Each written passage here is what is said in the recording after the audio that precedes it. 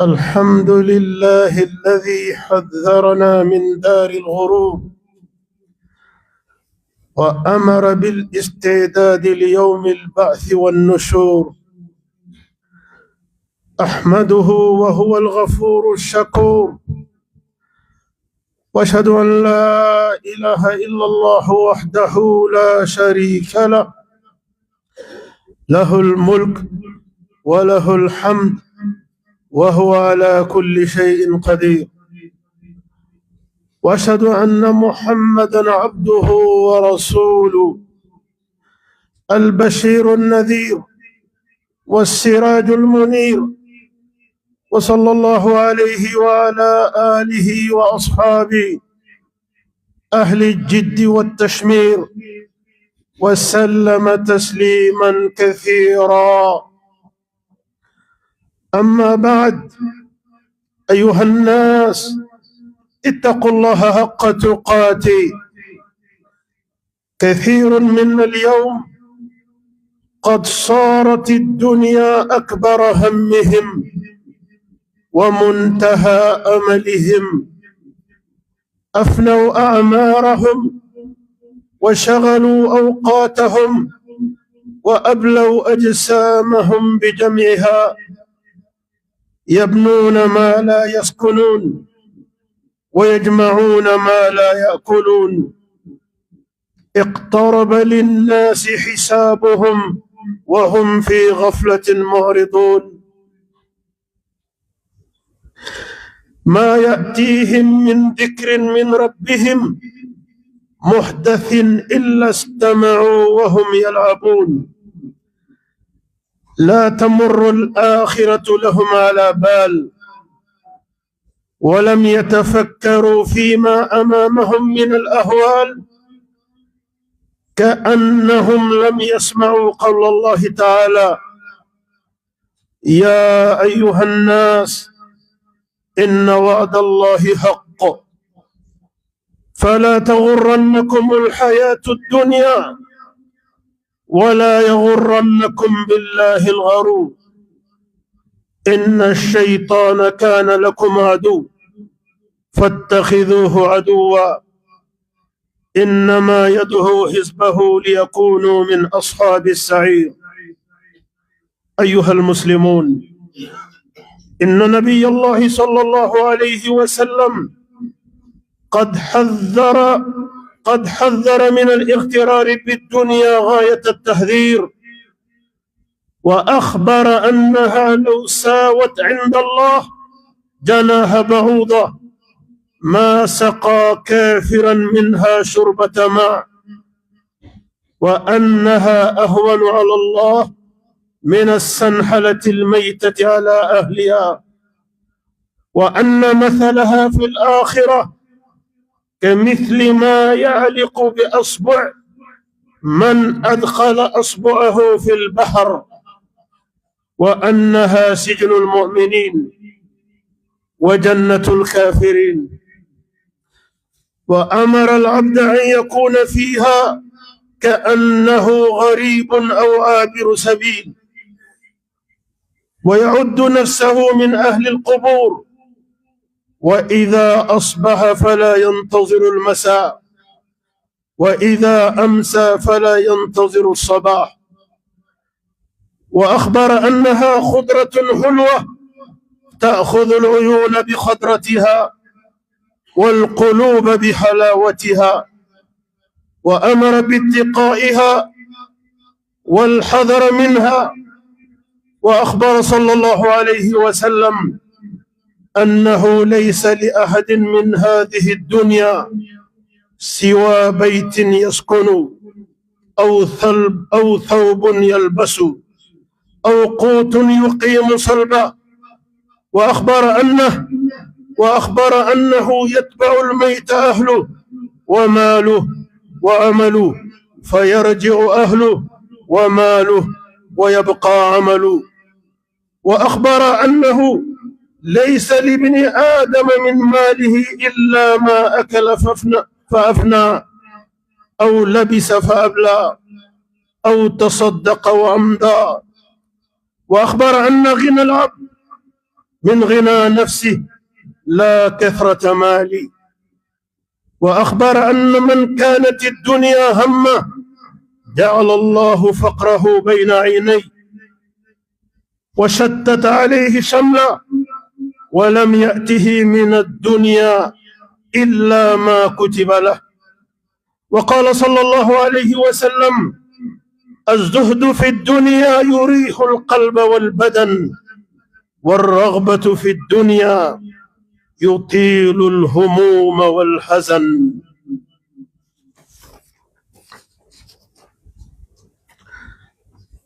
تنوم علي بركة بسيتك مسالي مسمي حذرنا من دار الغرور. مسمي كنردا أني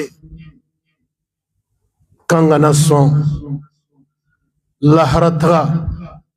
أكنان تامبلو ماده أكنان تانتك ماده كان نسو ماده يا مسا سبحانه وتعالى كما كان لحرتها كان نسو أكان تامبلو ماده أكان نسو أكان تانتك ماده أكان نسو غفوكا برلان ده كوكادا كان ني ألا مانينه نيو نيكو دانينا usiga kabo bela jelena tinyine ko sayala nyene mayan kofe dore fuiti imble ni sayate ni sorola nyene mawchela okuma ibe sabagato ka randila moshita dum volontier na bekangi signay nyene mayan min namba kono mo koroba ubeta demsenu beta chau beta musau beta kana bagato beta katrate bana bagato magobatiku beta munu ni chie kle ka dogo ulula mago boyani mago chaya bulu ulu beta o jol tara Allah minina anya munun kome ko jiye kle olu kam mago bonya bolo jiye kle ler mugannani ani ler kle baka kan olu bolo mago bonya bolo o jol tara ko mago jiye fonctionnement te jo comme moshi ko tellement mago ka bo jiena nini tayara dongodo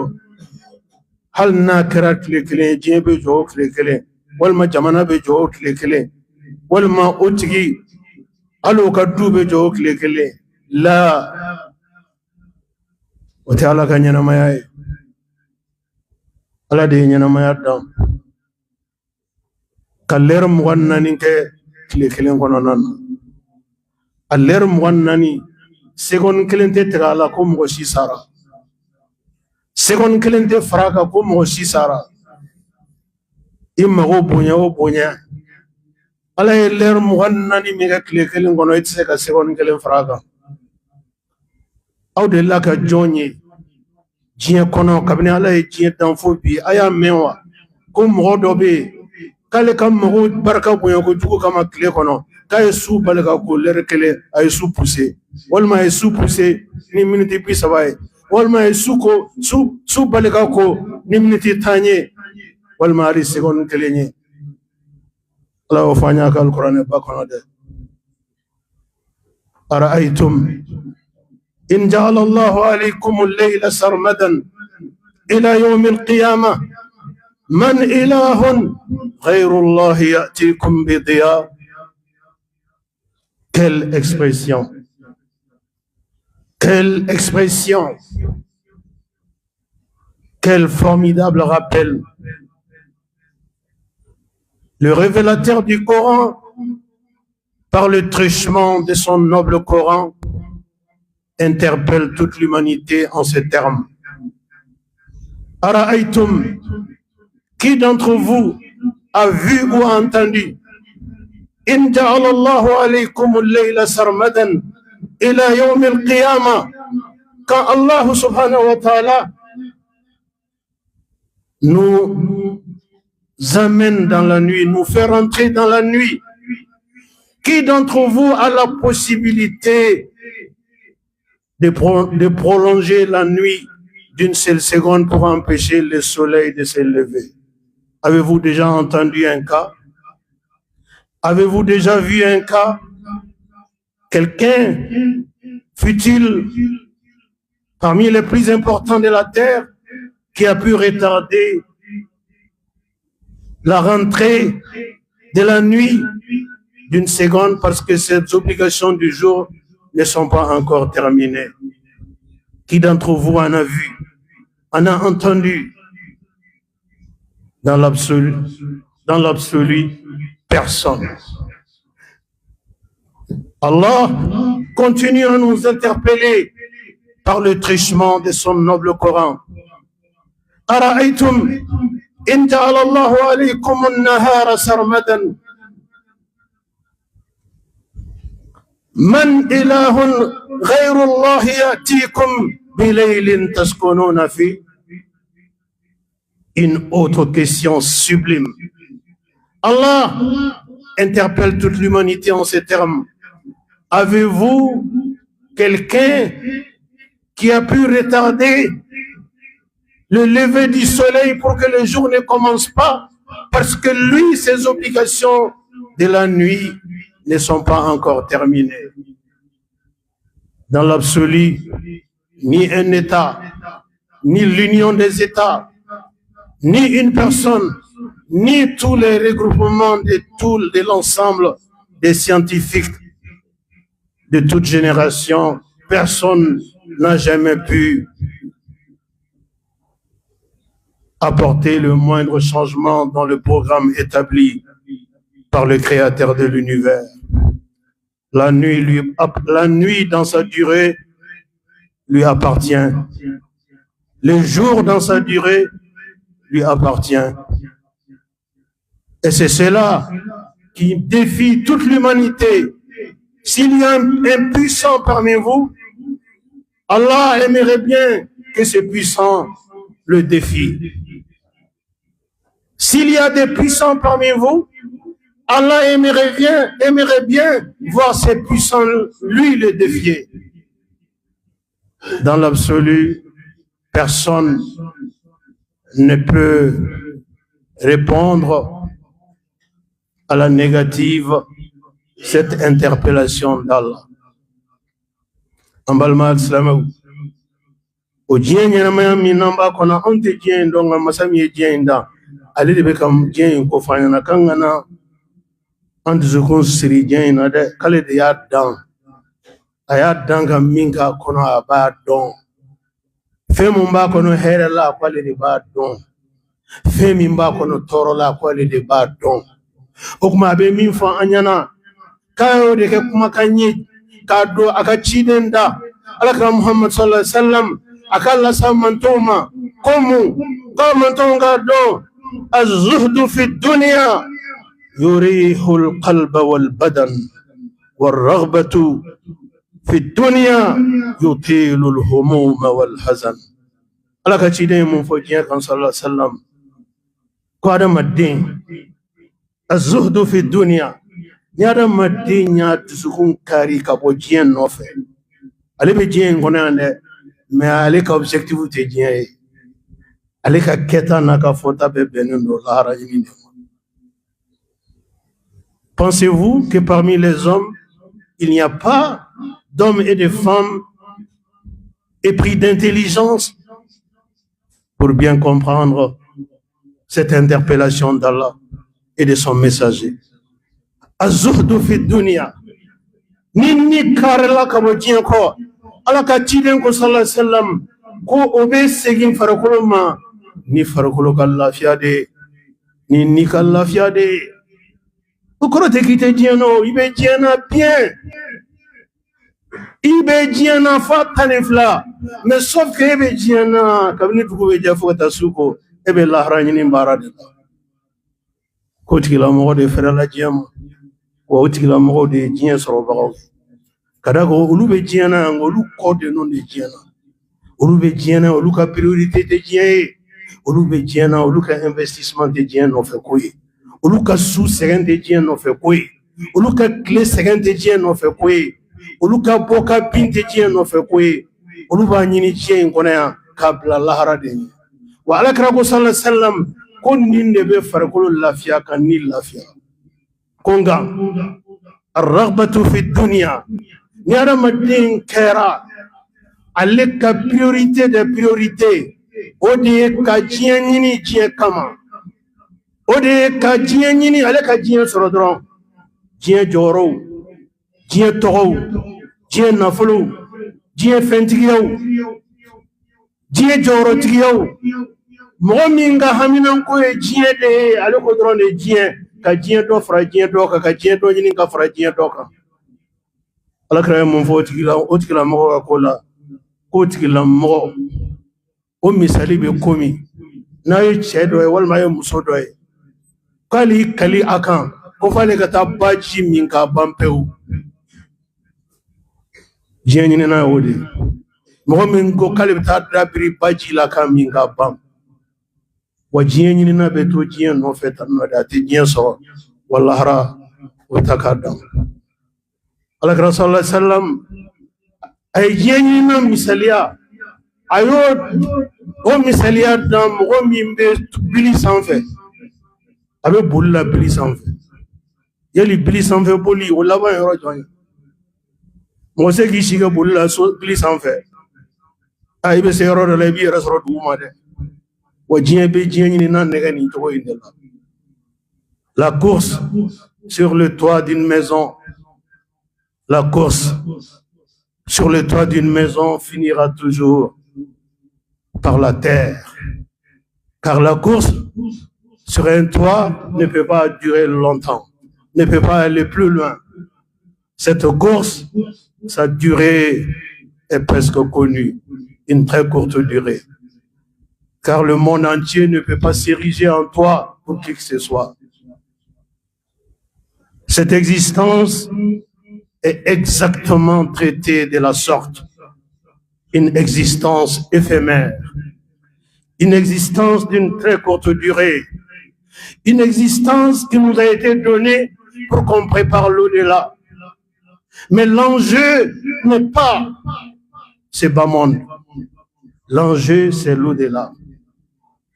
ce bas monde est la terre de culture de l'au-delà le champ à cultiver pour l'au-delà c'est cela ce bas monde l'au-delà se cherche ici l'au-delà se gagne ici et qu'Allah nous préserve c'est ici qu'on perd l'au-delà qu'Allah nous donne une bonne compréhension de sa religion ambalma al-islamu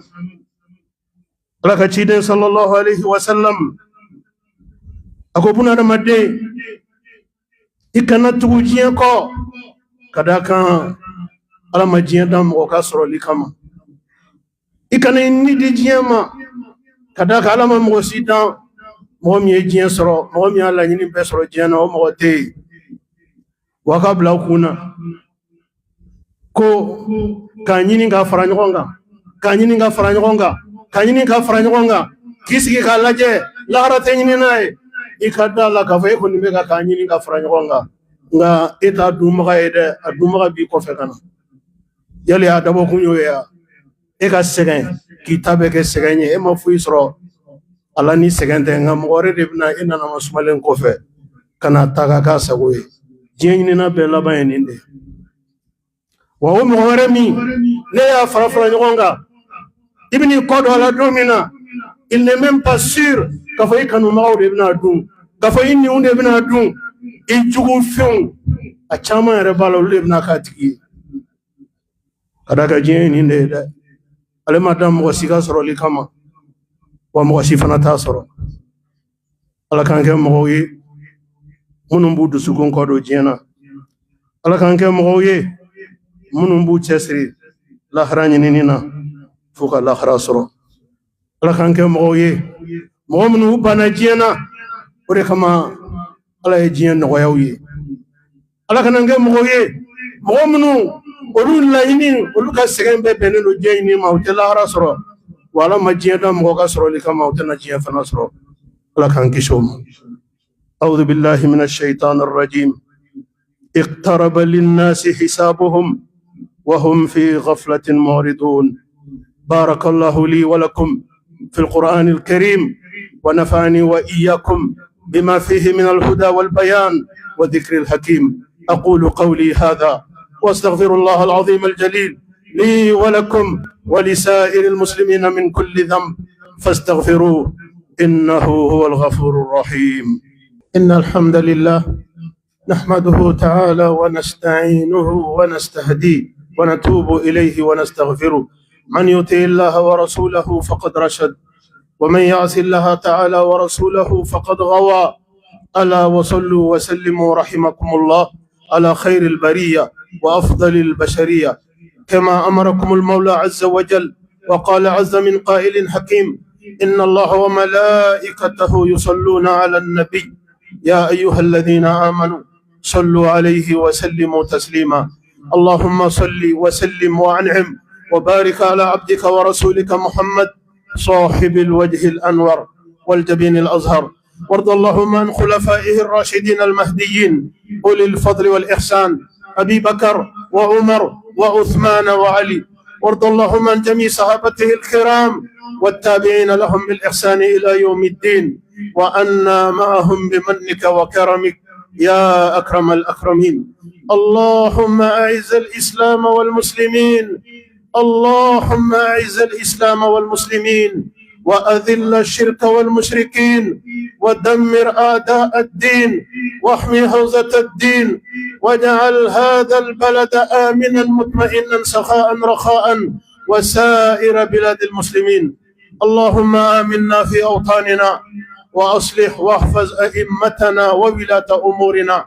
واجعل اللهم ولايتنا في من خافك واتقاك واتبع رضاك يا رب العالمين اللهم انصر من نصر الدين اللهم انصر من نصر الدين واخذل من خذل الإسلام والمسلمين اللهم آت نفوسنا تقواها وزكها أنت خير من زكاها أنت وليها ومولاها برحمتك يا أرحم الراحمين ربنا ظلمنا أنفسنا وإن لم تغفر لنا وترحمنا لنكونن من الخاسرين ربنا هب لنا من أزواجنا وذرياتنا قرة أعين وجعلنا للمتقين إماما وسبحان ربك رب العزة عما يصفون وسلام على المرسلين والحمد لله رب العالمين.